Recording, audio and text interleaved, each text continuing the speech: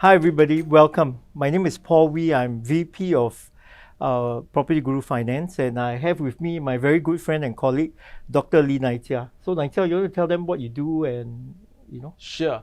Hi everyone, I'm Naija. I'm the head of Real Estate Intelligence Unit from Data Software Solutions. I always run a lot of research seminars and also publishes a lot of market studies and market sentiments in studies and research. Interesting, right? So let's what are we going to talk about today? I mean, maybe I'll summarize for you. Firstly, we're going to talk about the market. We're going to talk about interest rates and what's happening around that, and then we have a chat and see what happens. Paul, do you know that recently we ran a consumer sentiment study, and one very interesting result, which I thought is very intriguing, is that a lot of property seekers find that the high interest rates are preventing them from buying their house. What do you think about this interest rate environment? Is interest rate going to increase or decrease? I think that many people will have asked you this question. Yeah, I think that's one of the questions people always ask me. Usually it's the first one. So if I had $1 for every time they ask me, I would be a pretty rich person now. Let me ask you something. I think let's put things into perspective. When you take a loan, right, your home loan, do you normally take a 12-month, 24-month or 36-month loan package? No, it's too expensive. I usually will take like 30-year loan, right? Yeah, so exactly that's the point, right? When people look at interest rates, when they look at interest rates going up and they say, oh, I don't want to buy property because interest rates are high. But they forget that interest rates are more than 1 year, 2 years or 3 years. Usually people look at 25 to 30 years. And so that's the criteria that they need to look at. I think one of the interesting things is in the beginning of the I think maybe 2 years ago or 1.5 years ago when interest rates started going up, it was because the US was experiencing a very high inflation rates. Right. And the Federal Reserve at that point in time was looking to reduce this inflation. In fact, the target remains to be 2%. Right. So if you look at it, that has happened. But recently interest rates have started coming off. And that's why even when they do increase interest rates in the US, you see the Singapore reaction to be less serious. Yes. The other thing is, if you will talk about it later, you look at the economic numbers, right, it points to a lower interest rates, right, in the longer term or in the shorter term. So maybe you want to talk about that in terms of what's happening with the economic indicators in the US? Yes, so if we look at the economic indicators, it's very interesting to see that the unemployment figures are still relatively resilient, wages are rising. But when we look at the recent IMF forecasts, it's actually pretty worrying. They say that the world economy is coming down. The Asia economy generally is likely to come down also and taper off. So the question is then, what should a buyer look out for, given such economic conditions? But in Singapore, it's a bit different. The government has, been very proactively to put us ahead. So in terms of economic growth, we see that the government has helped a lot of companies pivot through their digital transformation roadmap, and also encouraging, taking very proactive steps to encourage the enterprises and the people to upgrade. So I think what we are seeing now is that Singapore has become a place of economic growth, of resilience, and that attracts even more people here, right? Yep. But that being said, when we think about interest rate, it's definitely something that people are concerned about. But again, that depends on the type of buyers. There are some buyers, they don't need to take loan. Yeah.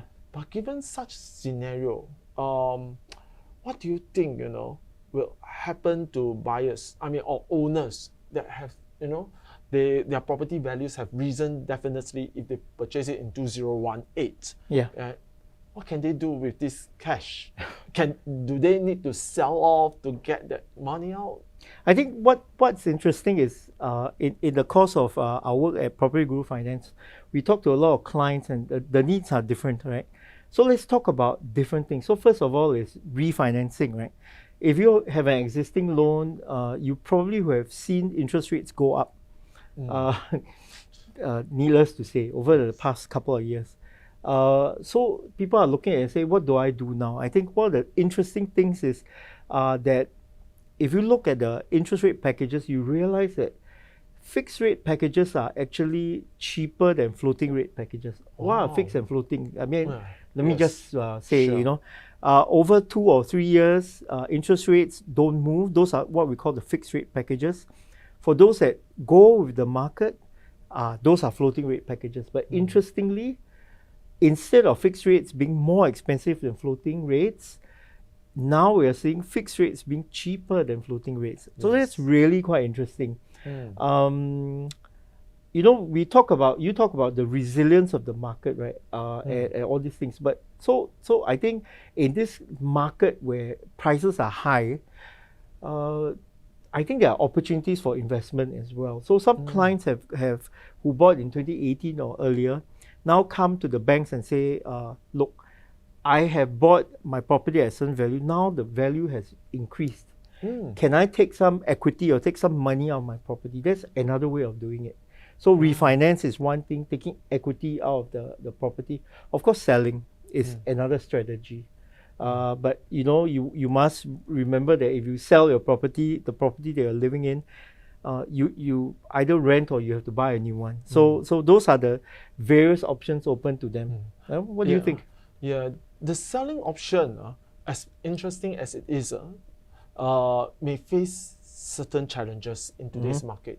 We have seen that there are more listings in the market because a lot of buyers, a lot of owners actually, they look at the high prices, they all want to exit from the market. The other reason is quite a number of recently completed projects. These owners collected the keys. They have exceeded, they have finished their 3 years, so they don't need to pay extra seller stamp duty, right? Okay. Now, in other words, they can really take the equity gains if they sell. But the problem is it's not so easy to sell in this market. A lot of buyers, they are also very cautious. When they come to buying, we realize that they have a checklist. It must be near MRT station, near schools. With all these things in their mind, it's not so easy to convince them to buy your own unit. So maybe refinancing, or like what you say, is trying to talk to the banks, come up with a better package. That could be a way to extract the equity and then invest in certain opportunities in other parts of the world. Other parts of the world. That's quite interesting. I think we need to look at our strategy as part of a bigger strategy, right? Rather than just one piece. Property doesn't stand on its own. That's quite interesting. What do you think the risks are in the market today? I mean, given the wars that we are seeing, given the tensions globally, where do you see that? How do you see that impacting the Singapore market? I'll talk about interest rates later, but maybe you can talk about how the impact or possible, if any, on the local market. I think fresh on everyone's mind is really the Middle East conflict. Currently, we see that conflict is contained within a geographical area, but there is a chance or opportunity for other countries to be involved in this battle. Now, if more countries are involved in the war, and some of these countries are actually major oil-producing countries, it will definitely impact on the price of oil. And when that happens, it means that our cost of production, our transportation costs will be higher. And that was actually why when we look into the Russia-Ukraine conflict, how it leads to inflation, and that was one of the primary reasons, because Russia was the third largest exporter of oil. So now, what everyone is worried is if that war expands, despite everyone's efforts to control it within that region or that geographical region, then it will have very widespread kind of economic implications. And of course, to Singapore economy, it will be very severely impacted. Right. The other one that is going to be impacted is the Chinese economy. Right. Now, with that ongoing property crisis, one of the concerns is that a lot of the Chinese buyers, they are actually taking back money from their overseas investment. Oh, okay. What does that mean? It also means that certain investment in certain countries may face withdrawal of funds, and that will again have some implications on the overall economy. Right. So there is going to be a lot of risk, but I would say that when there's downside, it also means that there are a lot of opportunities for those who manage their wealth very well, or who are very savvy in terms of how they do financing and investment. This is actually a very good time to start looking out for properties, a very good time to look out for assets. Yeah. Yeah. And I think that is what we are seeing now. In fact, in some of the show flats that we visited, Yeah. there are a lot of such investors looking for properties and assets to buy. Yeah. So I think from the overall economy aspect, yes, there are going to be challenges, but we are also seeing opportunities, like the AI boom. The generative AI is creating a lot of excitement and a lot of employment opportunities. Sustainability is also going to be a very key word, is also generating a lot of job opportunities. So I think overall there will be kind of offsetting some of the tensions.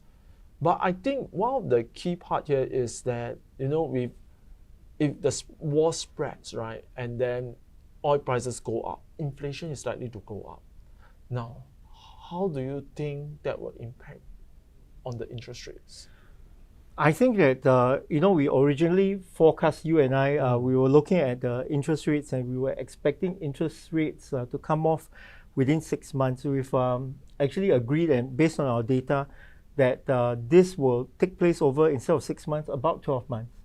I think a big part of it will be what happens in the Middle East conflict. Yes. Back in 1973, which was the last war in that area, oil prices actually rose 4 times. So I think that's something that we need to be very careful about. Now, having said that, I told you earlier about fixed rates and floating rates. Now, for those of you who already own a property looking to buy, it's a good time to go into your fixed rates. I think the product features are attractive, the rates are attractive, it secures your situation for a period of time. And so it's quite safe. Remember, you're not borrowing on your property for 36 months. You're looking at 20, 30 years, right? So that's a good strategy. I think the other thing also to note is in 2008, when we were looking at the global financial crisis, if you remember, at that point in time, property prices actually dropped with high interest rates. So there's buying opportunity, because what happens when interest rates drop? When interest rates drop, property prices go Increase. up. Yes. So there is, for those of you who are looking to buy a property, this is a good opportunity for you to be looking at buying, because the market is not uniform. Yes. There are pockets of buying opportunity, and it's up to you to find the good deals in the market, I think. Yes. And talking about the interest rate just now, when you say that in 2008, when it's very high and then the price go up, it's really very significant. Just to give you an example, right? I remember that time, a lot of buyers, they were dissuaded. Actually, they were kind of psychologically demotivated to buy a home, because if you remember, during the time from 2001 to 2008, prices were relatively flat. Yeah. But when the interest rate came down, that actually leads to a significant, probably I would say close to more than 10 years of sustained price growth. Yeah. And that is the kind of impact that we see. So you are totally right. So when the interest rate is expected to come down eventually, we should see that kind of price appreciation. Yeah, and so like I said, the timeline we are looking for is 12 months, but that's really subject to what happens in the outcome for the Middle East wars and stuff like that. Yes, But definitely. I think we're more optimistic and pessimistic. Yeah. I think there's a lot of opportunity in doing that. Yeah, Yes, what we have. definitely. Let's talk about the supply of the property market in the next few years. Is it challenging to forecast? What do you think? Actually, it's interesting because in the next few years, what we are observing is that there are going to be fewer launches, but more units. In other words, from what we are seeing, a lot of the government land sales, they are actually very big projects, like 500 plus units. There are only probably 1 to 2 sites that is maybe smaller, about 200 plus units.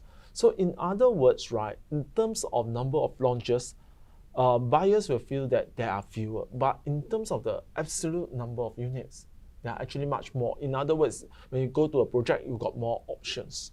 So for these buyers, right, when they think about what to buy, affordability, amenities, and then all the potential increase in prices, all this comes into their decision metrics. Yeah. They start thinking about, is the government going to redevelop the area, make it into a more hip area? Then that's why you see a lot of demand in the Greater Watersofton front. Yeah. Yeah, so much hype in that area. And then alternatively, you also see a lot of interest in places such as the Lentor.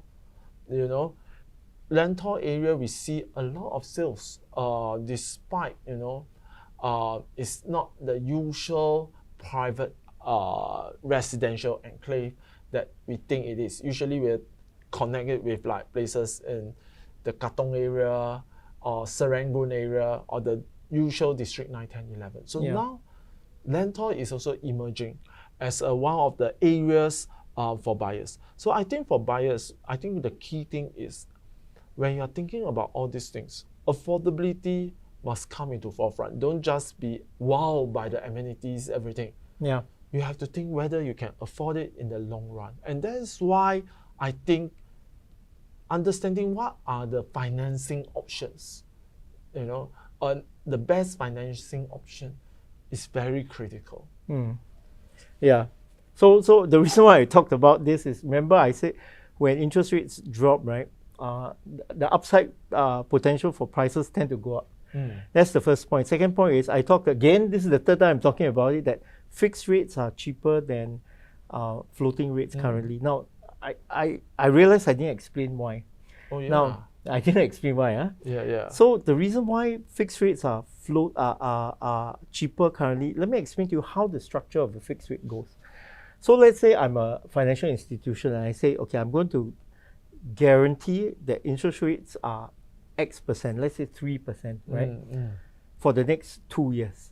Now, in order to protect my interest as a financial institution, I will have my Treasury Department go to the market to purchase tools to make sure, it's like reinsurance, right. To purchase tools to make sure that the interest rates, let's say it goes to 3.1, I want to make sure that I don't suffer the loss from the 0.1, okay?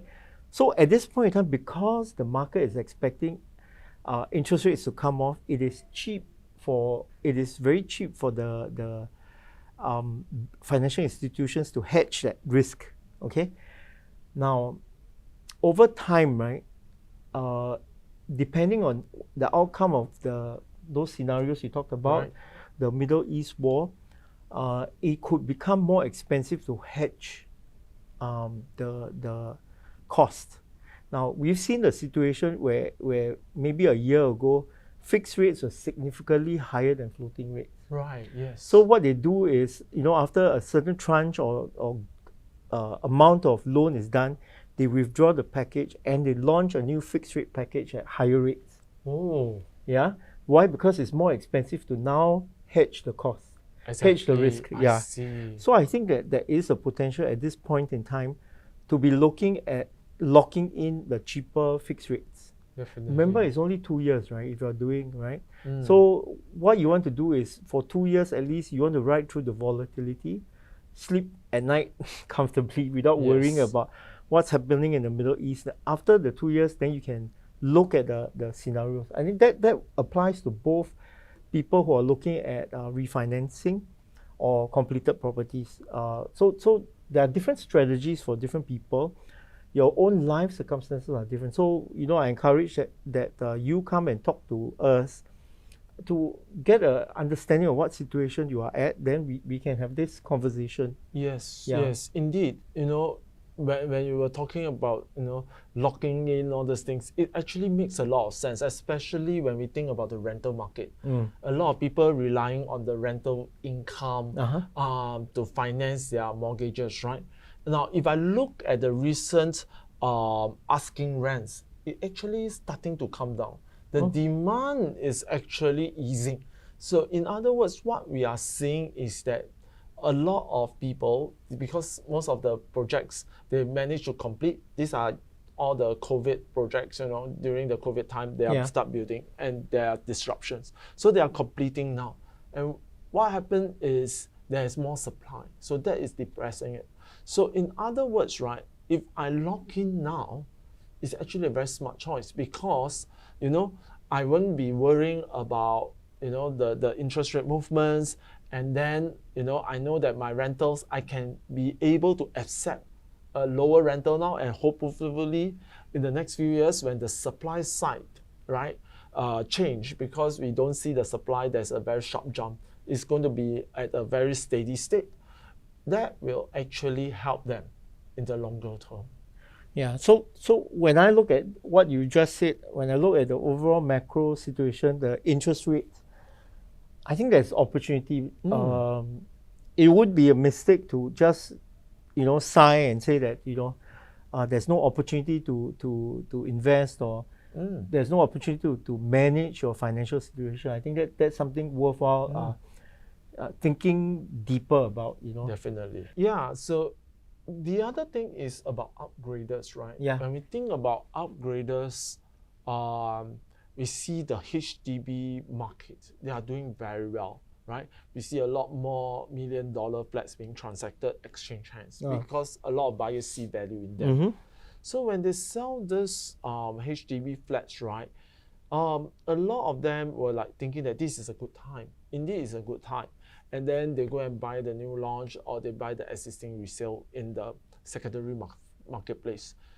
But, when I always feel that when they do that, sometimes as an upgrader, you get overly excited because, when you buy a house, there's a lot of emotions and there's many people involved. The parents, the parent-in-laws. Yeah. Last time we did a survey, on average, right, in today's context, each buyer usually also have help from two sides of the parents. So generally, the kind of decisions they are making is a joint decision among at least 5 people, not two, not just a situation where I can just let the wife decide. Those were the days, I still do that actually. I will definitely encourage everyone to do that. Yeah. It makes your life much easier. Okay. But that being said, right, nowadays it's different. You have your in-laws, you have your parents who help the kids pay for their down payment. And they definitely will say, hey, why do you pay for this, etc. Yeah. So the question is then, how then do we reconcile all these decisions, right?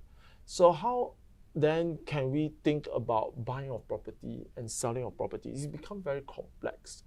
And I think when it comes to the timing, everybody tends to say, oh, is this the best time? Or is that when the market is down, is it the best time?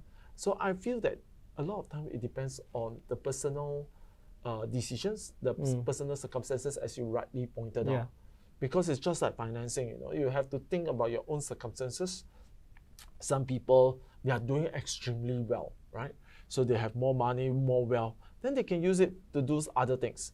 Then for others, they may face certain challenges in life. They need extra money. So then again, they can go back to their real estate. But how do they extract? How do they refinance? That is actually very complicated. Okay. Yeah. Yeah. So again, different people will have different circumstances. I talked about the various options. Now, this will be a great time for you to put in questions. We already have some questions, but please put in the questions that you have. If we can't answer them today, we will get back to you post the whatever Sure. session that we have, right? Yes. So I think this question is this. I think this is a question you get all the time. Is this a good time to buy and sell property now? So Nancha, that's your question. Now, if you look at the market, right, the price is actually at a very historical high. So the temptation to sell the property now is very high, right? Because it's at a historical high, interest rates are high.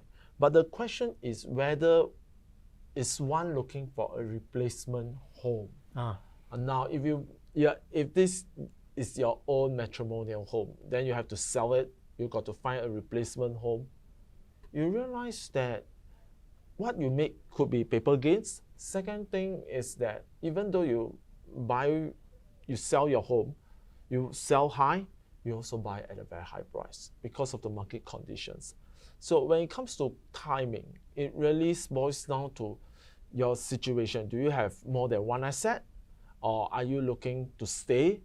Or are you looking for owner occupation because this is the first time you are buying a home?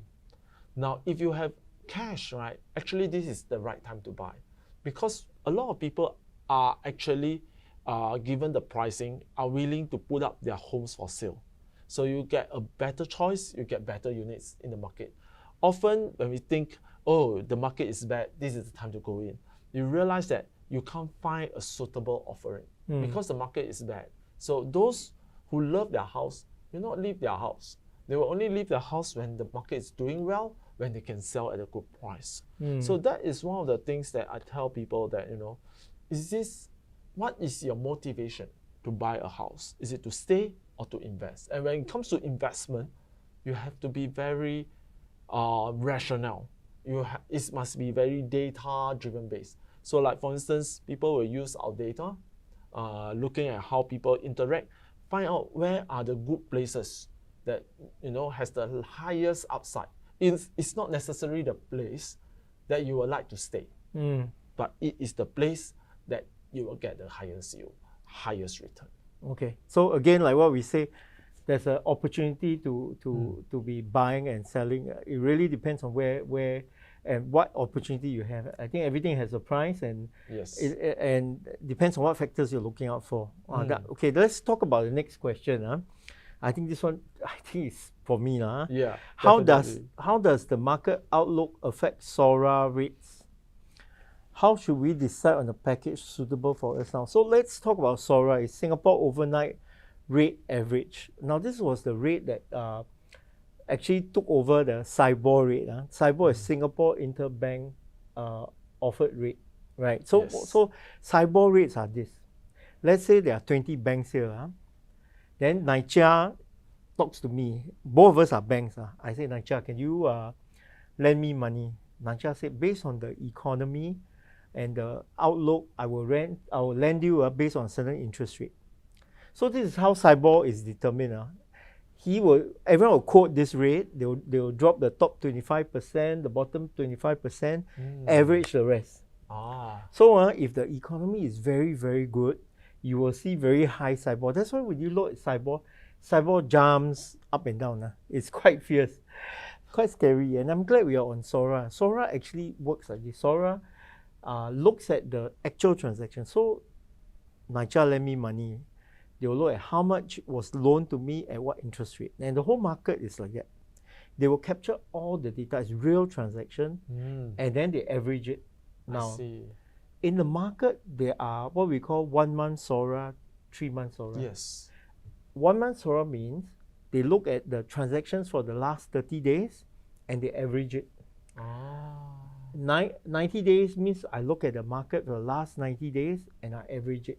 Right. Okay, so it just means generally more stability. I think, now the third most popular question, okay, first question is when will interest rate drop, right? Second most popular is fixed or floating rate, right? Third one is which is the best package with the best rate? This one is a tricky question because different products have different features. Right. So I'll give you an example. There's a product in the market where if you have cash, right, and you have spare cash, you deposit inside the account, which you can take out anytime. Every time you deposit cash in the account, you earn a certain percentage of your home loan interest rate. Now, while the interest rates could be higher than the market or higher than other packages, the real interest rate is actually cheaper because you have money to offset. Now, that is suitable for you if you have cash, right? But what if you have certain plans? Let's say you and your spouse, taking a loan, and then you say, I want to refinance, but in a certain number of years, my wife doesn't want to work anymore. Yes. Or I don't want to work anymore. Maybe I want to become an artist, or become a TikTok influencer. These factors need to be taken into consideration. We've seen scenarios where when the clients come to us, they have spoken to the previous financiers who have advised them differently.